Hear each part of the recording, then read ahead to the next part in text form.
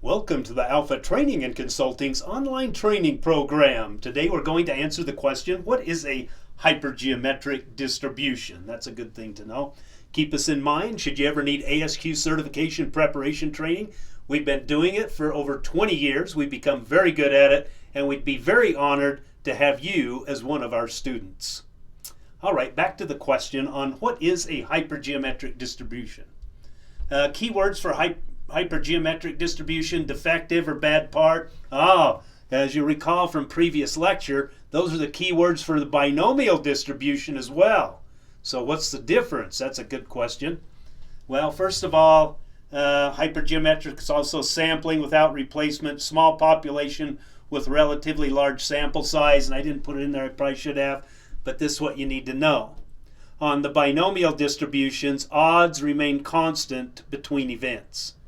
On hypergeometric, it doesn't.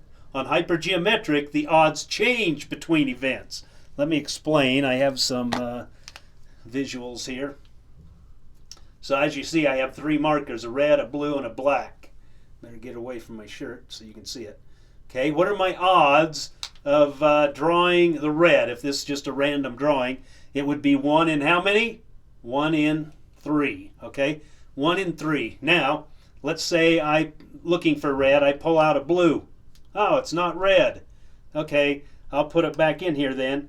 What are the odds now for the next event? Same, 1 in 3. Odds didn't change. Why didn't they change? Because sampling was with replacement.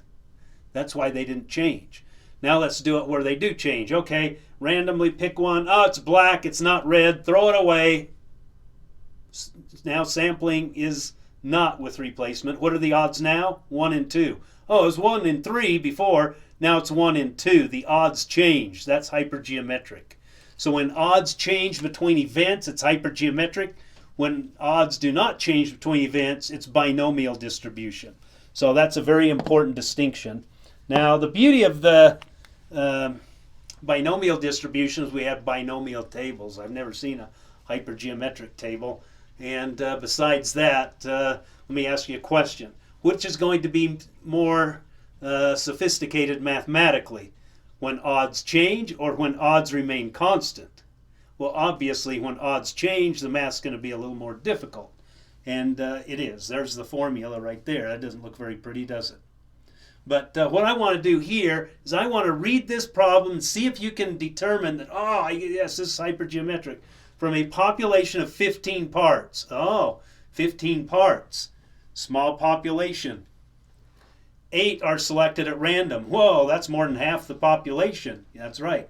Small population with relatively large sample size. Okay, so we already know this is hypergeometric. What is the probability that the 8 selected contain the 4 best units? Sampling for this problem is without replacement. Yes, that has hypergeometric written all over it. Here's all the variables you need for this formula. Population size, which is 15. Sample size, which is 8. Number of occurrences in the population, the 4 best. Then D is going to be 4. And then N minus D, of course, just mathematics. Number of occurrences in the sample, how many are there? 4 best units. There's 4 of the 4 best units. So R is going to equal 4 also.